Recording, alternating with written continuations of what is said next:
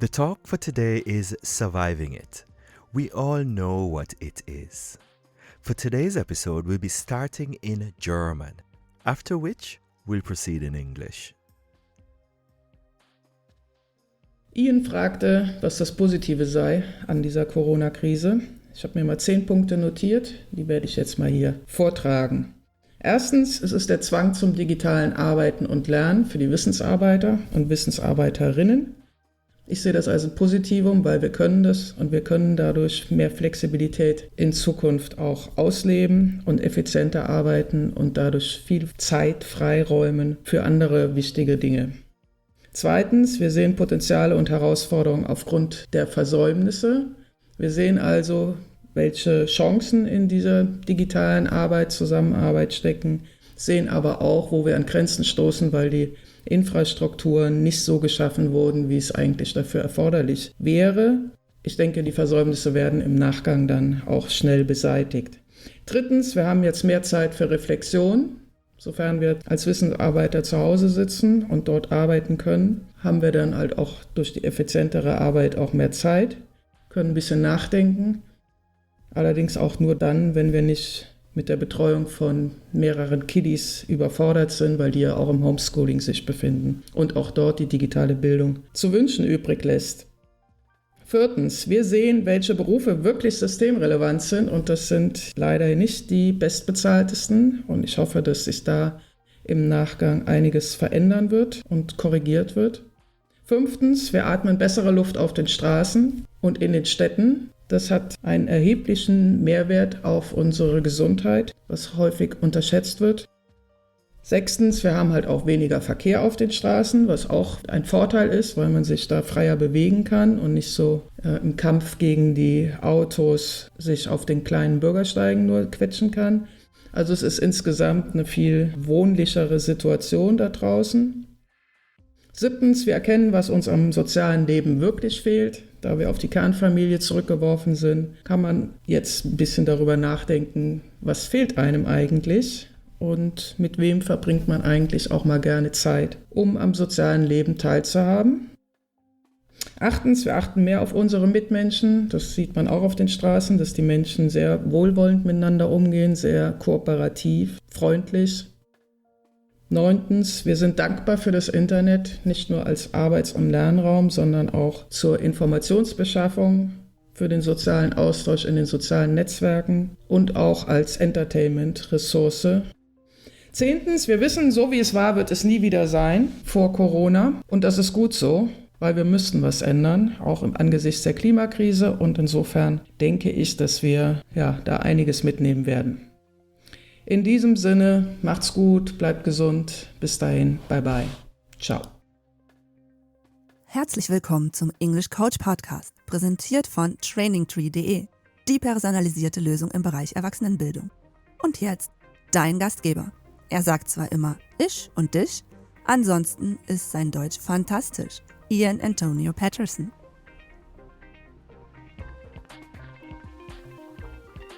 Well, hello there. Welcome to episode 23 of the English Coach Podcast. And for those of us who are listening for the first time, let me extend the warmest welcome to you. I am a trainer of English as a second language to adults.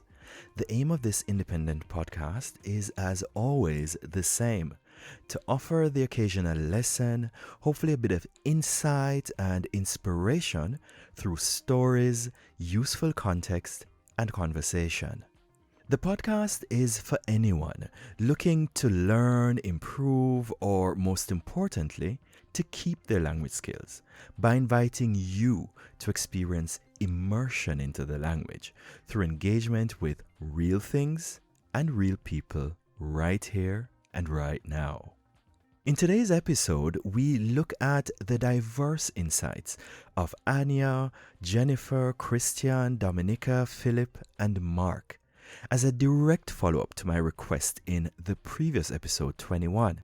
But first, I want to take this opportunity again to thank all the generous souls who were brave enough to share with us today. Let it be known that I always do proper justice to my guests. There is much more to these individuals, and they themselves are as real as it gets. So please be sure to check out their credentials in the show notes for this episode. I am ever grateful to all of them for sharing. Now, as a further somewhat reflective introduction to this episode, every time I produce a new episode, I look back at it and I say to myself, this is definitely my best work yet. We can choose to look at that in one of two ways. It's either that I'm totally full of myself, or that I recognize that this, like so many other things in life, is also a constant work in progress. And meaningful feedback from you helps to act on making this happen. Now, I made quick mention in the first section of this episode on what is going on now with online learning. Now, that is not exactly the topic for this episode, but it wasn't until 2014 that I myself got certified as an online tutor from the University of Oxford Department of Continuing Studies. This need for improvement on my part was also acted on in 2010 when I decided to take part in a course of studies on digital identity at HTW in Berlin.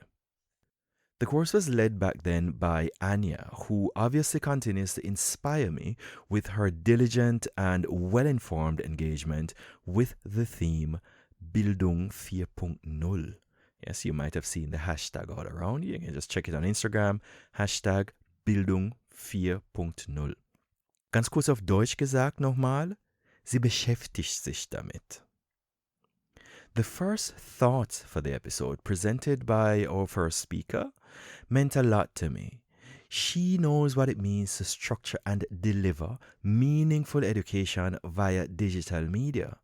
She's known what it's worth for a long time and duly enjoys, in my books at least, the well-deserved title of thought leader in the field.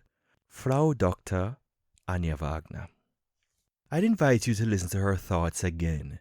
Be inspired and be sure to check out her website at www.acwagner.info and fräuleinflo.com.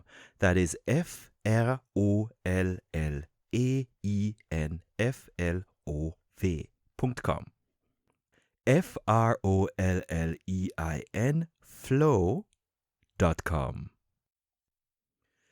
Again, this episode 23 is a direct follow-up to episode 21, where I invited you to send in some positive thoughts on the current situation. I am very happy that some thoughts came in because we all know very well what the negative thoughts are. No intention here to in any way trivialize the importance of these matters. But it's good to know that there are a few of us who are indeed versed with working with some of these tools that are essential to surviving it right now.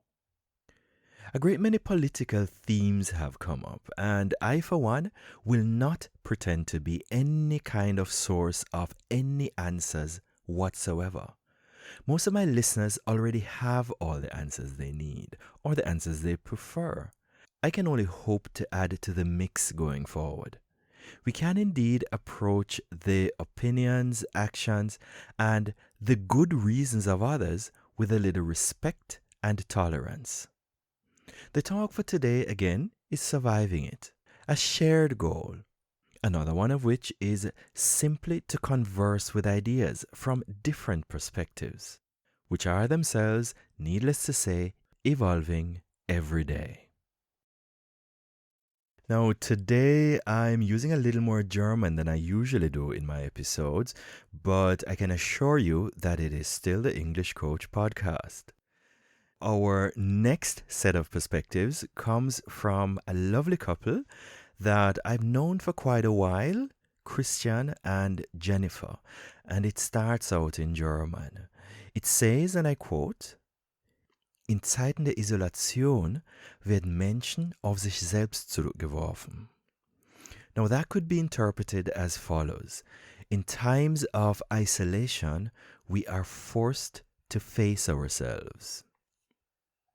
In adding to that, Jennifer went on to say, and I quote, "This is the biggest chance I see daily in myself and others as well. When it hits, it probably hurts. We get angry, upset, or depressed. But in our rushed world, this can be a chance to accept those unwanted feelings that we always try to push away.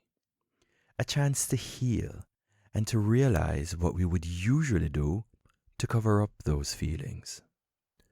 It is so much easier to notice these misled strategies right now. These personal chances we can take now, I believe, are a potential for a new surge of societal changes. So many sustainable ideas have come up over the last years, but many struggle to arrive in the mainstream. In our overabundant world, we now realize again what the essentials are. It is one thing to know what is right from a logical standpoint, to live a healthy, sustainable, fair life. It's another to realize what it feels like if you don't act upon it, to feel the consequences, and to experience how people can actually come together and make changes to make it work. Our world is changing fast, and we will need to learn to adapt.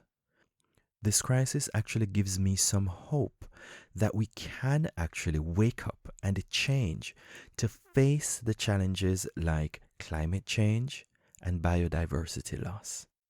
End of quote. Christian works as a mediator in family affairs, and Jennifer, having just recently attained her PhD in ecology, works in the field of nature conservation. Truth be told, I am somewhat familiar with some of the aspects of Jennifer's outlook on the separate cover. She was actually in herself one of the first impulses to start along this line. Quick mention of that was made at the beginning of episode 19, the first in this series. I pretty much agree with every word. What do you think? You are listening to yet another trailer episode 23 of the English Coach podcast, where I attempt to add a splash of color and life to your learning experience by inviting you to live the language, where learning doesn't have to feel like work, and where I help you to help yourself not only to learn, but also to hold on to the things you've learned. This episode 23 is self-sponsored, brought to you by none other than yours truly. As you might know by now, this is also where I give myself permission to take a little more relaxed, accessible, human approach. I want you to take the same approach and give meaning to the things you think about the show by sharing it in the comments or by using the feedback form at www.trainingtree.de/podcast. The talk for today is surviving it, unexpected positives arising from the crisis. What exactly does that mean to you? Are we even allowed to perceive a bright side? Does it mean having a chance to go back to the same old normal as we've always known it? Does it mean forging a new normal? Who gets to decide what this new normal looks like? Will we grasp at the opportunity to change the things we've always wanted to change? Will we finally be more mindful of certain things we once ignored, while freeing ourselves to try new things out, to do the things we've always wanted to do? Will we rethink what conservativeness and conservation, personal freedoms and democracy are really worth? What do you think? Our next generous contributor joins us from a lovely family farm in Poland. Das Positive an der Krise ist im Allgemeinen nicht so einfach zu sehen. Das Einzige, was ich so erlebe und sehe, ist eben meine kleine Tochter, die zweisprachig aufwächst. Die deutsche Sprache ist bei ihr führend. Seit dem Beginn der Krise sind wir aber auf dem polnischen Lande. Und ich kann hier wunderschön beobachten, wie die weniger führende Sprache, also das Polnische, sich bei ihr so mühelos, wunderschön und natürlich entwickelt, dass das einfach etwas ist, wofür sich sozusagen der Aufenthalt oder die Krise an sich sehr, sehr lohnt. Thank you for that, Dominika. Our next presenter, Dr. Mark Jacob, joining us from Freiberg. In the current situation, I've learnt a lot of things, not just about teaching online, but being online. And a lot of those things I've learnt from my students. I've also realized that what's essential for my teaching, at least, is feeling connected with the students and the students feeling connected with each other. And I found that this is just as possible online as it is in a physical classroom. Dominika is the mother of a lovely daughter. She studied literature and cultural sciences at the Humboldt University in Berlin, completed studies at Reduta Berlin Acting School for Theatre and Film, and is currently pursuing a doctorate in the Faculty of Cultural Sciences at the esteemed University of Viadrina in Frankfurt-Oder. Dominika has to date worked as a language specialist and has enjoyed a vibrant career on stage. Dr. Mark Jacob is also a podcaster like me. Thank you for that, from all the way over there in Freiberg. He has enjoyed a long career in chemistry, culminating in a PhD in atmospheric chemistry. He currently works as a lecturer in English for specific and academic purposes at the TU Bergakademie in Freiberg. Thank you for that, Dr. Jacob. You know, truth be told, it is not exactly the easiest thing to go out on the limb like this in changing times and share your opinions. It's not easy at all. And, you know, I must admit that even for me, in recording and finally producing this episode, I had some difficulty as well because, you know, the news is changing every day. Needless to say, none of us is a virologist. Absolutely none of us. What this is about is sharing from the lived experience of all of us. The topic is also not the simplest because what I actually asked for were unexpected positives arising from the situation as it exists. And, you know, for some of us, that might be a little difficult to talk about right now. Some of us might find it impossible to find anything positive about what we're going through right now. So again, for that, based on that fact alone, thank you guys for the trust, and I will do my utmost best to make sure that this episode is nicely done and nicely presented. And of course, if you want to show your appreciation to the guys, of course, you know, you can share the episode, make a comment. And if you want to add something, if I get more comments, who knows? Maybe I'll have to do another episode on the topic. All right. So looking forward to hearing from you as well. These are the words of Philip from Cyprus, Greece. And I quote, "Unexpected positive outcomes. The crisis has forced many of us artists to rethink how we make our living. I always had live music as a thing I could fall back on whenever I needed income. This is the first time I don't have this option available to me, and it won't be available probably until next year, depending on how much the government relaxes the lockdown conditions and whether there will be a resurgence of cases in a few months from now. Nothing is certain. I have to reimagine my role in society and how I can offer value in a way that can earn me a living and keep me alive and kicking to fight another day. It's a brutal reality check, but definitely a positive one. Another positive outcome is that I now have no excuse for not being able to achieve my creative goals during a period where I am at home every day. This lockdown is giving us a chance to really double down and speed ahead. It's a time to accomplish goals, educate ourselves, and hopefully come out as better and stronger people when life finally returns back to normal. For some people, it will also be a chance to take a break from work and to reevaluate their work-life balance.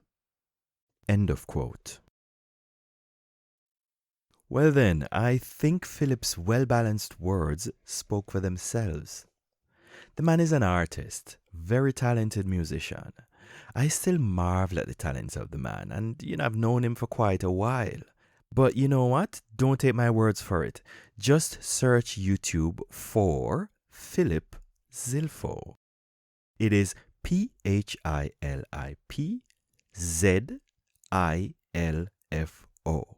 Just check it out on YouTube or follow the link in the show notes. Thank you again, Philip. Okay, so we have listened to some contributions. Again, thank you, people. That was fantastic.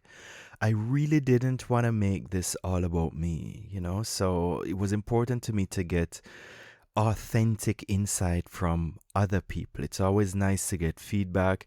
And again, I know it's not the easiest thing to, put your words and sentiments out to the device and scrutiny of mass public media. And we're all learning. We're all going through something new. None of us is a virologist. It's not the easiest thing to willingly run the risk of appearing to some, perhaps, to be taking an unyielding position in changing times. Running the risk of coming across as moralizing or as if you are in some way the source of all answers, when that is not at all the intention. For the record, nothing here is cast in stone, and we all have permission to change our perspectives, especially now, in keeping with the changing times. All right, now, since we are coming to the end of this episode, I think it would be unfair for me not to mention the things that I see as those unexpected positives arising from the crisis. All right, so the first thing I notice, I think that nothing brings people together better than a shared crisis. I cannot speak for everywhere, but there is certainly a greater sense of solidarity. You can see it and feel it on the streets, in the eyes of people. I see it and experience it all the time. Every time I walk and I go shopping or anywhere on the streets, I just see it. And I made mention of that in episode 19, I think it was. The next thing that I notice is that we have a better sense of proportion as to the things we need and the things we don't need. We have a better grasp of what the word essential means, not only in terms of consumption generally, but also services, the performance of nurse, postal workers, truck drivers, caregivers, and all these people who we sometimes take for granted. The list is endless. I think we can use the time to reflect, and we can even use the time to try out new things. I, for one, am increasing my own internet presence. Full power going forward with the whole gamut of my media engagement. This podcast is part of it. The initiative started about a year ago.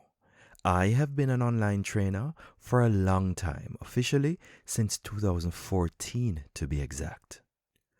It's actually a little sad that it took a crisis to get some people to see that these approaches actually work.